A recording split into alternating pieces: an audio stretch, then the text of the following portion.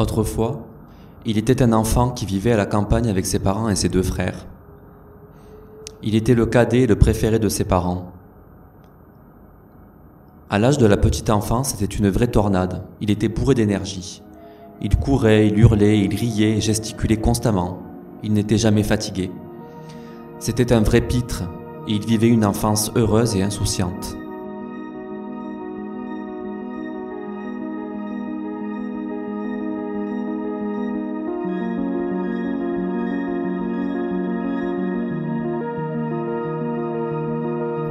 À l'adolescence, il passait son temps à jouer à des jeux vidéo, à faire des collages inutiles et peindre des paysages.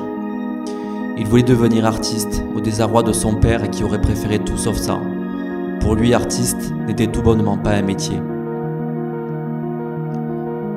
Lorsqu'il atteignit la majorité, il ressemblait encore à un jeune garçon prépubère. Il était timide, chétif et n'avait pas beaucoup grandi. On le surnommait la brindille. Ses parents s'inquiétaient pour son avenir. Il l'encourageait à sortir, à s'émanciper, suivre son frère aîné qui, lui, à l'inverse, exagérément extraverti, passait son temps à se travestir dans les lieux les plus branchés de la grande ville qui se situait à 1 heure de route du foyer familial.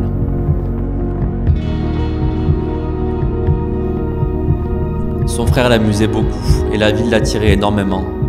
C'était à ses yeux un monde nouveau exploré.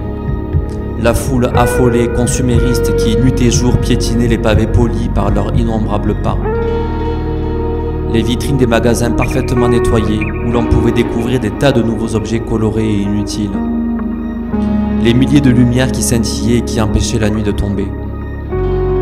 D'ailleurs, lorsqu'il prenait l'autoroute le samedi soir en direction de la grande ville avec son frère, pour soi-disant apprendre la vie, quand ils étaient suffisamment avancés sur l'autoroute pour apercevoir ces flambeaux de lumière, le jeune homme avait toujours la fâcheuse impression de voir un immonde brasier endiablé consumer une vaste forêt vulnérable.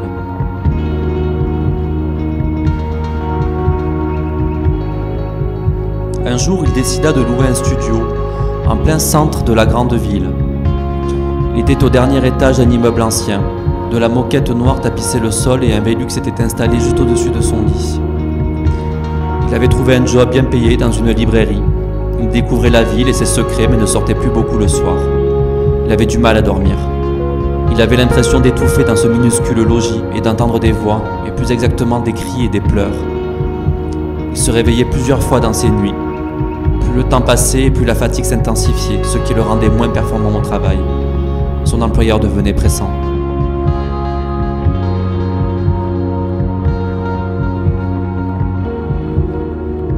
Une nuit d'été, il contemplait la voie lactée à travers la vitre de son Velux ouvert.